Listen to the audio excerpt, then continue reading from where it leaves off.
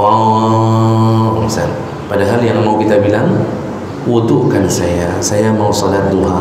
Menyesalnya sudah stroke. Istri kita bilang suruh wudu, dia kasih nasi bungkus. Oh, jid dong cok bu bah, dong cok bu. Padahal kita ingin salat duha. Kenapa kita waktu tidak sebelum sakit kita tidak lakukan? Padahal Rasulullah telah mengatakan igtanim khamsan qabla khamsin, lakukan segera yang 5 sebelum datangnya yang 5. Salah satunya, lakukanlah amal ketika sehat sebelum datangnya sakitmu. Karena kelebihan orang yang istiqamah melakukan amal di waktu sehat, di waktu sakit enggak beramal, dihitung seperti beramal. Ini kita salat duha setiap hari, salat tahajud setiap malam, puasa sering selama sebulan ada saja kita puasa. Datang waktu sakit, apa kata Nabi? Assalamualaikum warahmatullahi wabarakatuh. Anda rindu mendengarkan kajian-kajian dari ustadz-ustadz kita dari Aceh? Kunjungi channel YouTube Maulizul Akbar NAD. Subscribe, like, share, komen.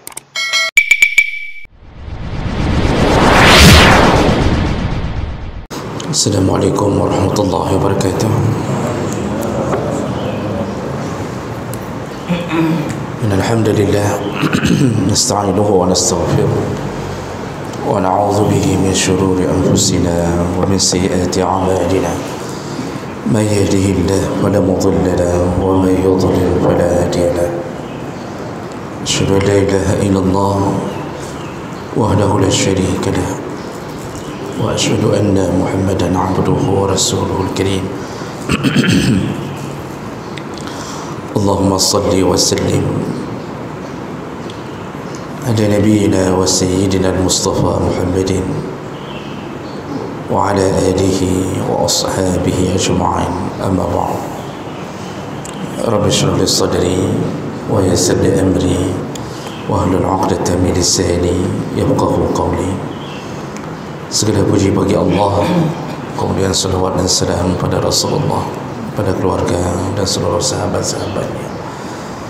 Bapak-bapak dan ibu-ibu, jemaah salat subuh yang Allah muliakan, insyaAllah kita akan sambung pelajaran kita melalui kitab As-Sunan Al-Yawmiyah, iaitu kita belajar tentang amalan-amalan yang sunnah yang dilakukan oleh Nabi dalam satu hari satu malam. Di pertemuan yang lalu kita sudah membahas Nabi setelah melakukan salat subuh, beliau berzikir, yaitu zikir untuk solat atau zikir setelah solat dengan bacaan-bacaan yang telah diriwayatkan oleh Nabi sendiri. Setelah menyelesaikan zikir setelah solat, Nabi duduk lalu mulai berzikir dengan berbagai zikir sampai menjelang matahari terbit.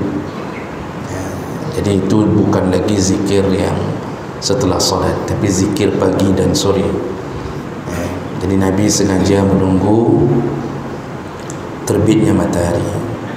Nah, setelah terbit matahari, ada riwayat yang menyatakan bahawa Nabi menyuruh untuk mereka yang menginginkan pahala, yaitu pahala haji dan umrah sempurna, maka dianjurkan untuk menutup paket zikir pagi itu dengan salat sunnah 2 rakaat, yaitu yang sering dinamakan dengan salat isyraq atau salat syuruq. Baik, kita lanjutkan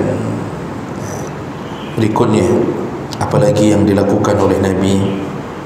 Ya, tentu kita menyandarkan diri pada hadis-hadis atau keterangan-keterangan. Kita sendiri tidak melihat Nabi SAW, tapi kita bisa belajar dari orang yang melihat Nabi. Yang melihat Nabi, sahabat kita pun tidak melihat sahabat, maka kita belajar dari orang yang melihat sahabat, yaitu tabi'in.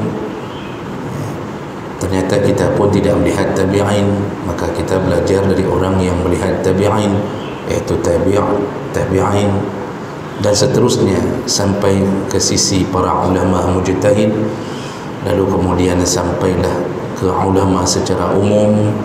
Dan hari ini kita dikabarkan tentang amalan-amalan Nabi melalui kitab-kitab yang dikarang oleh para ulama yang menyandarkan diri kepada hadis-hadis Nabi. Begitulah cara kita beramal. Walaupun kita terpisah dari Nabi sudah 1400 tahun lebih, tapi kita umat yang masih menegakkan amalan dari Nabi. Mudah-mudahan perjuangan kita ini menyebabkan surga bagi kita semuanya, insya-Allah. Bapak Ibu yang Allah muliakan, kemudian ketika datangnya waktu duha, Nabi SAW menganjurkan melalui beberapa riwayat untuk melakukan salat duha. Dan seperti yang sudah pernah kita kabarkan, salat duha ini bukan salat yang dimaksud untuk menutup paket zikir yang dari subuh. Itu salat isyraq itu berbeda dengan salat duha, karena salat isyraq itu tujuannya adalah menutup zikir pagi, baik dengan cara membaca Quran, berzikir, kemudian mendengarkan tausiah atau menuntut ilmu. Dan disuruh tutup untuk menyempurnakannya dengan 2 rakaat. Jadi salat isyraq itu tidak berlaku kecuali mereka yang memang salat berjamaah di masjid sampai selesai.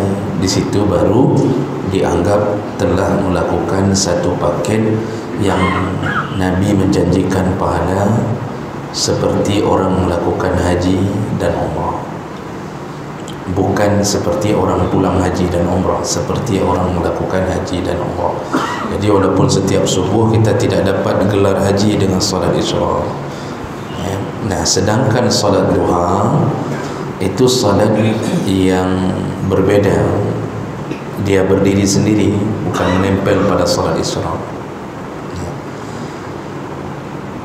Dan kemudian perbedaannya yaitu salat duha itu walaupun sudah masuk waktu di awal terbit matahari tadi, namun yang terbaik bukan dilakukan di awal waktu. Kata Rasulullah, salat duha itu yang terbaik yaitu ketika anak unta bangkit dari tempat duduknya karena kepanasan. Nah, hatta tarmidul fisal, kata Nabi, sampai anak unta bangkit dari tempat duduknya. Anak unta itu beserta keluarganya baru bangkit kalau matahari sudah memanaskan kulit mereka, yaitu sekitaran jam-jam 9, 10. Nah, itu waktu terbaik untuk melakukan salat duha. Bapak Ibu yang Allah muliakan, kita tidak mungkin membahas semua kelebihan salat duha karena banyak sekali hadis yang menyebutkan tentang keutamaan melakukan salat duha. Mulai dari pahala yang dihitung seperti bersedekahnya seluruh sendi yang ada di dalam tubuh kita. Jadi ringkasnya Nabi mengatakan kita ini punya 360 sendi di dalam tubuh. Nah, seharusnya sendi-sendi di dalam tubuh kita itu dalam sehari harus ada sedekah, kata Nabi. Jadi 360 sendi mulai dari ubun-ubun sampai ke ujung kaki seharusnya setiap hari bersedekah dengan cara beramal. Sendi di mulut bersedekah dengan zikir, sendi kaki bersedekah dengan menuju ke tempat yang baik, sendi tangan bersedekah, dan seterusnya. Namun kata Nabi, pahala yang besar itu yang dilakukan oleh 360 persendian kita itu sama pahalanya dengan orang yang melakukan salat duha 2 rakaat. Jadi siapa yang melakukan salat duha 2 rakaat tujzi an zalik, kata Nabi, sama pahala dengan telah bersedekah 360 persendian itu. Itu belum lagi cerita tentang hadis Nabi yang menyatakan tentang orang-orang yang melakukan salat duha, maka mereka termasuk golongan awabin. Jadi Nabi menyebutkan tentang kelebihan-kelebihan, dianggap orang yang taubat, orang yang suka melakukan salat duha dianggap orang-orang yang telah masuk ke dalam jalur taubat. Kata Rasulullah, salatul awabin hina termidul fisal. Salatnya orang yang taubat itu ketika matahari sudah meninggi atau anak unta yang bangkit tadi. Maka orang yang suka melakukan salat duha berarti dia mendapatkan kekuatan atau hidayah untuk melanjutkan taubatnya. Ini ciri-ciri berarti taubat itu terus dibimbing Allah sampai mati. Salah satunya bersemangat untuk melakukan salat duha. Nanti juga ada hadis yang menyebutkan salat duha itu lebih hebat daripada harta rampasan perang. Maka hadis itu kemudian yang diambil oleh sebahagian ulama menunjukkan indikasi orang yang salat duha diberi rezeki yang melimpah oleh Allah. Makanya kalau kita dengar dari kecil kita, mayang duha itu penyebab kekayaan, itu benar melalui hadis tadi, Pak. Jadi Allah beri rezeki melebihi harta rampasan perang, itu lebih besar rezeki dari lebih besar rezeki kepada orang yang melakukan salat duha. Jadi banyak sekali. Nah, kemudian perlulah kita fahami di awal bahawa hukum salat duha ini ada khilaf di antara para ulama. Walaupun dia banyak hadis menganjurkannya, namun dari sisi fikih kita tidak bisa menghilangkan tentang ijtihadnya para ulama melihat hukum salat duha. Artinya tidak semuanya sepakat mengatakan salat duha itu hukumnya sunnah. Sebagai pengetahuan kita yang mungkin kita tidak pernah dengar selama ini, ada beberapa pendapat tentang hukum salat duha. Atau 3 pendapat. Yang pertama yaitu yustahabbu mutlaqan, salat duha itu sunnah kapanpun dimanapun. Wa yustahabbul muwadhabah 'alaiha, sunnah dilakukan setiap waktu, artinya setiap hari. Dan ini pandangan jumhur ulama. Pandangan jumhur ulama. Paling banyak ulama berpegang pada pandangan ini dengan hadis-hadis yang sudah kita sebutkan tadi. Bahkan Abu Hurairah pernah mengatakan, awsani khalili bisalas, aku dinasihati, diwasiatkan oleh kekasihku yaitu Muhammad sallallahu alaihi wasallam untuk melakukan dan menjaga 3 perkara. Yang pertama, siyamu salasati ayyam min kulli syahr, yaitu puasa 3 hari dalam setiap bulan. Ini puasa 3 hari dalam setiap bulan. Kata Nabi, jagalah wahai Abu Hurairah, sempatkanlah dalam sebulan itu 3 hari puasa. Caranya macam-macam, Pak. Para ulama mengatakan boleh dengan ayyamul bid, itu puasa di pertengahan bulan, 13, 14, 15. Kalau tidak bisa 14, 15, 16. Tidak bisa juga 15, 16, 17. Itu semua disebut ayyamul bid. Bid itu artinya putih, terang putih, itu disebut bidun. Jadi dilakukan itu karena puasanya dilakukan di waktu bulan purnama. Atau tidak bisa melakukan ayyamul bid, ambillah Senin Kamis. Kalau Senin Kamis kita sudah melebihi 3 hari dalam setiap bulan, sudah ada 8 hari kita lakukan. Nggak bisa Senin Kamis, ambil Senin saja, berarti 4 hari. Nggak bisa ambil Senin saja, ambil Kamis saja, berarti juga 4 hari. Tidak bisa. Rasulullah pernah melakukan puasa tidak beraturan, sehari di awal bulan, sehari di tengah bulan, sehari di akhir bulan, berdasarkan beberapa keterangan dari istri Nabi SAW. Yang penting jaga 3 hari dalam sebulan menyujud baik dah tinggal.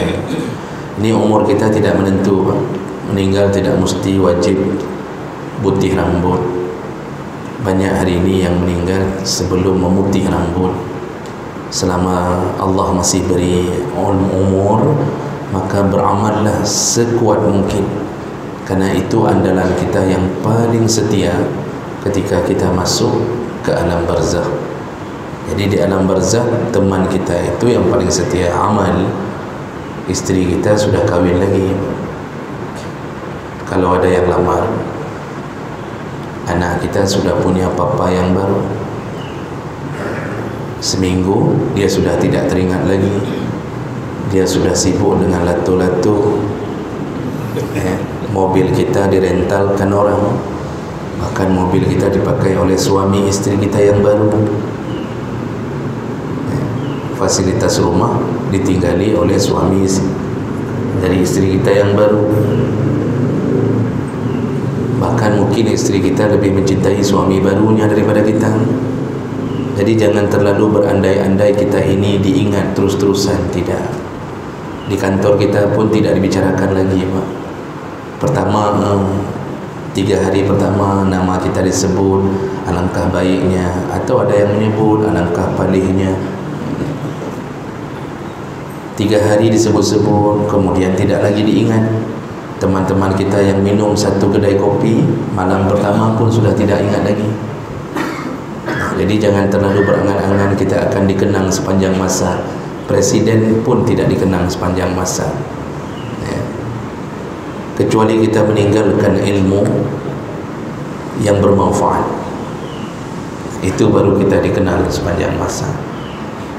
Maka oleh karena itu, andalkanlah amal. Selama ada waktu, lakukanlah apa yang Nabi suruh. Itu teman kita yang paling setia. Jadi yang pertama, amal kita itu disuruh jaga Nabi, puasalah 3 hari dalam sebulan.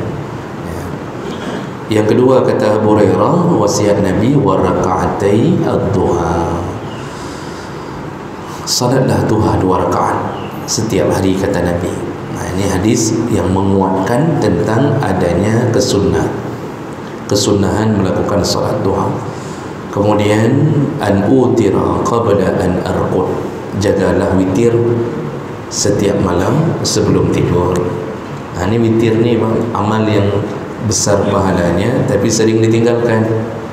Jadi orang hari ini tidak lagi melakukan witir, karena kadang-kadang witir itu dianggap hanya ada di dalam Ramadan. Dalam Ramadan pun khilaf. Mazhab Syafi'i menyunahkan dari 15 Ramadan ke atas. Mazhab Malik dari awal Ramadan. Nanti ada mazhab, kalau saya tidak salah Hanafi, bahkan tidak ada witir dalam Ramadan. Witir itu bukan hanya dalam Ramadan, di luar Ramadan pun sunnah. Dan sunnahnya sunnah muakkad, mendekati wajib. Karena Nabi tidak pernah meninggalkannya dan sahabat melakukannya. Sekedar informasi, karena sudah kita bicarakan sedikit masalah witir, dia boleh dilakukan sebelum tidur dari mulai setelah Isya. Bagi tipe kita yang susah bangun malam, maka lakukanlah setelah salat ba'di Isya. Boleh di masjid, tapi lebih baik di rumah. Tapi bagi orang yang kira-kira kalau sudah pulang ke rumah enggak bisa salat lagi, lakukan setelah ba'di Isya. Ambil 3 rakaat di masjid baru pulang. Itu model yang yakin susah bangun malam. Artinya takut-takut tidak terbangun. Artinya kita sudah melakukan yang diminta Nabi. Kemudian bagi yang model yakin terbangun tip-tip malam terbedah, maka yang model ini tidak perlu lakukan setelah Isya, tunggulah setelah salat malam. Artinya setelah tahajud tutuplah dengan witir. Nah, bagi tipe pertama tadi, kalau sudah salat witir setelah Isya, kalaupun terbangun lagi, dibolehkan melakukan tahajud atau qiyamul lail yang lain, dan tidak boleh mengulang witirnya. Karena Rasulullah mengatakan la witrani fil lailah, tidak ada 2 kali witir dalam satu malam. Nah, ini mohon dijaga sepanjang hidup. Memang kalau kita enggak maksa, kita akan begini tu terusan. Kalau hana ada paksa tu, kita begitu tu terusan. Nanti menyesalinya waktu detik-detik sudah tidak sanggup, sudah stroke. Itu baru bibir mereng, kita bilang sama istri dalam mereng bibir itu, wow. Padahal yang kita bilang adalah kapa wudu ulum ti'an, wudukan saya sebentar, saya mau salat witir. Nanti paginya wow, misal. Padahal yang mau kita bilang wudukan saya mau salat duha. Menyesalnya sudah stroke. Istri kita bilang suruh wudu, dia kasih nasi bungkus. Oh, jid dong cok bu bah, dong cok bu. Padahal kita ingin salat duha. Kenapa kita waktu tidak sebelum sakit kita tidak lakukan? Padahal Rasulullah telah mengatakan igtanim khamsan qabla khamsin, lakukan segera yang 5 sebelum datangnya yang 5. Salah satunya, lakukanlah amal ketika sehat sebelum datangnya sakitmu. Karena kelebihan orang yang istiqamah melakukan amal di waktu sehat, di waktu sakit enggak beramal, dihitung seperti beramal. Ini kita salat duha setiap hari, salat tahajud setiap malam, puasa sering selama sebulan ada saja kita puasa. Datang waktu sakit, apa kata Nabi? Iza maridal abdu aw safara, kalau seorang hamba telah datang sakitnya atau dia melakukan safar yang dia enggak bisa lakukan amal seperti hari-harinya, kutiba lahu, maka Allah catat pahala untuknya seperti ketika dia belum sakit dan belum safar. Makanya orang yang sakit itu kalau ahli tahajud, ahli duha, ahli jamaah, walaupun di atas kasur dia tidak bisa lagi melakukan itu, Allah catat pahala dia berjamaah, dia melakukan duha, dia melakukan tahajud, walaupun tak sanggup lagi kita lakukan. Itu kelebihan orang istiqamah sebelum sakit. Maka kita ini yang masih sehat, berjuanglah Bapak Ibu untuk mendapatkan rahmat Allah. Jangan sampai menyesal sebelum mati, bahkan lebih menyesal setelah mati. Rasulullah sallallahu alaihi wasallam melewati satu kuburan. Lalu beliau bertanya kepada Abu Hurairah, "Man sahibu hadzal qabr?" Wahai Abu Hurairah, siapa penghuni kuburan ini? Lalu Abu Hurairah mengatakan, "Hadza li fulan ya Rasulullah." Ini kuburannya si fulan ya Rasulullah. Dalam hadis tidak disebutkan namanya. Lalu kemudian kata Rasulullah, "Engkau tahu wahai Abu Hurairah apa yang diinginkan oleh orang dalam kuburan ini?" Tentu tidak tahu ya Rasulullah.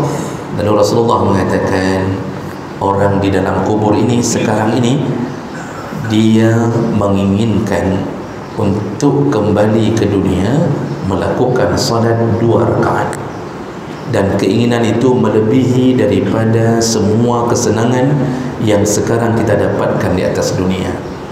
Maksudnya kita hari ini kan bersenang-senang, ada mobil, ada ini, pergi sana, pergi sini, dan orang itu tidak lagi memikirkan kesenangan itu. Yang dia harapkan balik ke dunia untuk melakukan solat 2 rakaat. Dia tidak peduli, oh kajak ke dia, kajak Gunung Salak, kajak Singapura, kajak Kenok, kajak ke dia. Dia enggak penting itu, enggak mau lagi. Kenapa? Dia tahu ternyata yang paling diharapkan oleh orang yang sudah mati adalah salatnya yang 2 rakaat yang dia sering abaikan di atas dunia. Ini yang perlu kita fikirkan dalam-dalam. Maka Bapak Ibu yang Allah muliakan, pandangan pertama menyebutkan salat duha itu hukumnya sunnah, disunnahkan setiap hari. Kemudian pandangan yang kedua, kelompok kedua mengatakan yustahabbu fi'aluha taratan wa tarkuha ukhra wa la yuwadab 'alaiha. Salat duha itu cukup dilakukan sesekali saja, 3 jam. Bahkan disunnahkan untuk meninggalkannya sesekali, baik puput diurut, wala yuwadab 'alaiha, tidak disunnahkan untuk dilakukan setiap hari. Ini pandangan kedua, dan ini termasuk pandangan dari mazhab Hambali. Kenapa ada pandangan ini? Apakah mazhab Hambali sesat? Tidak, kita yang sesat kalau mengatakan Hambali sesat. Mereka itu mengambil sebuah hasil ijtihad karena kepintaran ilmu mereka. Jadi enggak ada yang melarikan diri dari hadis Nabi, tidak ada. Tidak ada yang keluar dari ayat Allah, tidak ada. Nah, cuma karena ada hadis yang berbeda-beda, maka itu menjadi penyebab timbulnya ijtihad yang berbeda-beda. Nah, di situ mazhab Hambali mengatakan itu berdasarkan hadis Nabi dari Abu Sa'id Al-Khudri, yaitu Abu Sa'id mengatakan kana Nabi sallallahu alaihi wasallam yusalli ad-duha hatta naqula la yad'aha. Nabi itu kalau sedang melakukan salat duha, kami melihat seakan-akan beliau tidak akan meninggalkannya. Wa yad'aha hatta naqula la yusliha. Tapi ketika beliau tidak salat duha, kami mengira beliau tidak pernah melakukannya. Jadi pandangan Abu Sa'id mengatakan, kami kalau sedang lihat Nabi salat duha, seakan-akan beliau enggak pernah meninggalkan salat duha. Tapi ketika beliau sedang tidak salat duha, seakan-akan kami melihat beliau tidak ingin melakukannya, tidak pernah melakukannya. Jadi maksudnya apa? Sekali-sekali ada, sekali-sekali tidak. Ini pandangan dari mazhab Hambali menyandarkan diri ke hadis ini. Namun dijawab oleh para jumhur ulama, hadis riwayat Tirmizi ini hadis riwayat Tirmizi dan Ahmad sendiri, maksudnya Imam Hambali sendiri, itu derajatnya dhaif, itu hadis lemah kata para jumhur ulama, bukan hadis yang kuat tentang masalah itu. Namun walaupun begitu, ada hadis lain yang menyebutkan tentang hal yang sama, yaitu hadis dari Anas bin Malik radhiyallahu anhu tentang ketika Nabi salat duha di rumah Atban bin Malik. Lalu kemudian ada salah seorang sahabat, yaitu Ibnul Jawardi, bertanya kepada Anas, akana Nabi yusalli ad-duha? Nabi itu tiap hari salat duha? Qala, Anas menjawab, ma ra'aituhu shalla ghaira zalika al-yawm. Aku tidak melihat Nabi salat duha kecuali di rumah Atban tadi. Anas ini kan khadim Nabi, sering lihat Nabi, khadim, titik urut jak rumah Nabi, jak rumah ya, pergi rumah macam-macam. Anas menyatakan, aku tidak melihat Nabi salat duha sering kecuali di rumah Atban kemarin, kata Anas. Nah, ini hadis menjadi penguat bahawa Nabi sekali-sekali meninggalkan salat duha itu. Dan ada hadis yang lain Pak dari Aisyah, kita tidak bacakan lagi tapi maksudnya sama. Jadi ini pandangan yang kedua mengatakan sembahyang duhanya 3 gena, 3 hana bubu. Begitu. Kemudian pandangan ketiga, la tusyra' illa li sabab. Salat duha itu tidak disyariatkan kecuali karena sebab. Jadi apa sebabnya? Kafwati qiyamil lail. Menurut kelompok ini, Nabi salat duha dilakukan kalau tidak sempat melakukan qiyamul lail.